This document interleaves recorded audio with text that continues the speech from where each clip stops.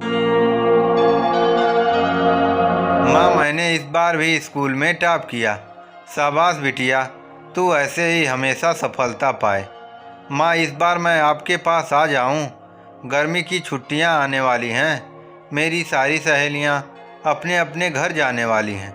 मैं भी आ जाऊँ क्या? कितने साल बीत गए हैं मुझे हॉस्टल में रहते रहते। आप मिलने भी आती हो पर मुझे घर नहीं बुलाती। अब तो मुझे घर का कोई कोना भी याद नहीं है माँ। अरे बिटिया, क्या करेगी यहाँ आकर? मैं तो दिन भर ऑफिस में रहती हूँ और शाम को दुकान पर रहती हूँ। तुझे चाहकर भी समय नहीं दे पाऊँगी।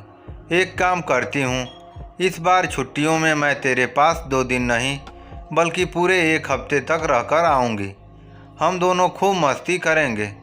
चल अब फ़ोन रखती हूँ, मुझे ऑफिस के लिए निकलना है। तू अपना ध्यान रखना। ठीक है माँ, जैसा आपको ठीक लगे। अब फ़ोन रखती हूँ, बाय। ये बातचीत चल रही थी एक 16 वर्ष की लड़की आरोही और उसकी माँ आराधना के बीच। आराधना एक सिंगल मदर है जो कि अपनी बेटी से इतना प्यार करती है कि उसको 5 साल से बोर्डिंग स्कूल में भेज दिया और खुद को उसके उज्जवल भविष्य के लिए काम में झोंक दिया। आरोही को आराधना से बस एक ही शिकायत थी कि वो उसे छुट्टियों पर भी घर नहीं आने देती और खुद ही 2-4 दिन के लिए उससे मिलकर आ जाती। पर आरोही का मन अपनी माँ के साथ कुछ और दिन अपने घर पर रहने का करता। जैसे उसकी सारी सहेलियाँ अपने घर पर जाकर अपनों के साथ समय बिताती थी, पर ऐसा कभी नहीं हो पाया और आरोही कहीं ना कहीं इस बात से बहुत आहत भी थी। हालात चाहे जैसे भी हों, समय तो अपने गति से चलता है। ऐसे ही समय का पहिया घूमता गया और आरोही मैनेजमेंट की पढ़ाई कर एक मल्टीनेशनल कंपनी में अच्छे पोस्ट पर जॉब लेने में सफल हुई। आराधना को जब इस बात का पता चला तो उसे बहुत खुशी हुई। उसने आरोही से कहा कि वो आकर उसका सारा सामान उसके घर में व्यवस्थित कर देगी, पर आरोही ने उसे आने से मना कर दिया। क्या हुआ बिटिया, तू क्या सब अकेले ही करेगी? क्यों आने से मना कर रही है? मैं आ जाती हूँ, फिर तुझे थोड़ी मदद भी हो जाएगी। रहने दीजिए माँ, जब मुझे आपकी ज़रूरत होती थी तो आप बहुत बिजी थी।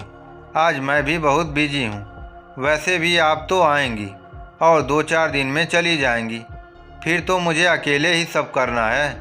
तब तो यही बेहतर है कि मैं अभी भी खुद ही सब मैनेज करूँ। गुस्सा हो क्या बिटिया? नहीं माँ, बस ऐसे ही। अच्छा बोलो, कैसे मनाऊँ तुझे? माँ, अगर आप मुझे मनाना चाहती हैं तो सब छोड़कर मेरे पास आ जाइए। अब तो मैं बस इतना कमा लूँगी कि हम दोनों एक परिवार के जैसे रह सकें। बचपन तो मेरा आपके प्यार को टुकड़ों में लेकर बीता है। अब बस आपके साथ ही जीना चाहती हूँ। मन तो मेरा भी है तेरे साथ रहने का, पर मैं मजबूर हूँ, नहीं आ सकती। माँ, आप कल मजबूर थी तब मुझे समझ आता था, पर आज कैसी मजबूरी? मैं नहीं समझा सकती मेरी बच्ची। अब समझी माँ, आपकी सबसे बड़ी मजबूरी मैं ही हूँ। मुझे सब कहते थे कि मेरी माँ के लिए मैं बोझ हूँ, इसलिए वो मुझे कभी अपने पास नहीं आने देती और वो खुद अपनी दुनिया में मेरे बिना चैन से जीना चाहती हैं। पर मैं ही पगली थी जो आपको मजबूर समझती थी। आप मजबूर नहीं बल्कि स्वार्थी हैं। आज के बाद मैं भी स्वार्थी हूँ, या आपके भाषा में कहूँ तो मजबूर हूँ। आज के बाद आपसे मेरा कोई रिश्ता नहीं।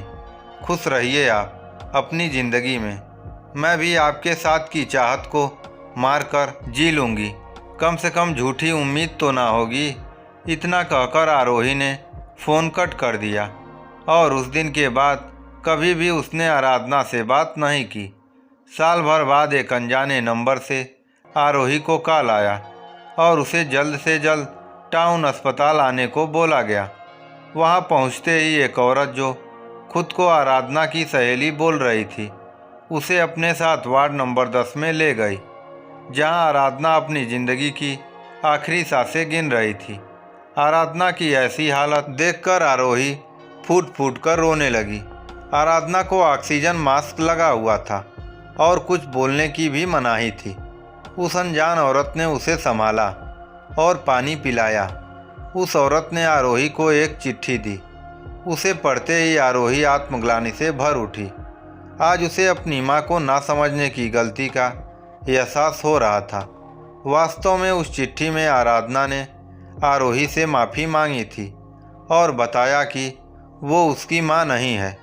आरोही तो उसे एक सड़क के किनारे से रोते और बिलखते हुए मिली थी।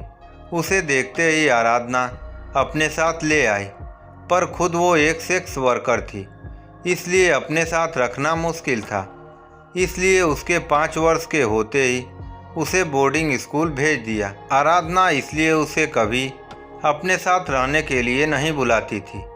उस खत में ये भी लिखा था कि आरोही के जॉब लगने के बाद भी इसलिए साथ रहने नहीं आई, क्योंकि उसे तब तक कैंसर हो चुका था और वो चाहती थी कि आरोही अब आराधना के बिना ही अपनी ज़िंदगी की पतवार चलाए। आज आरोही अपने किए हुए बर्ताव पर पछता तो रही थी, पर अपनी माँ पर उसे गर्व भी हो रहा था।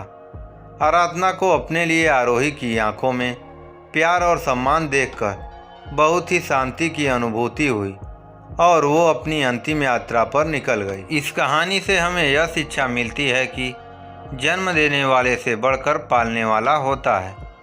इस कहानी में आराधना जी ने वही करके दिखाया है। आपको ये कहानी कैसी लगी, कमेंट बॉक्स में ज़रूर कमेंट करें।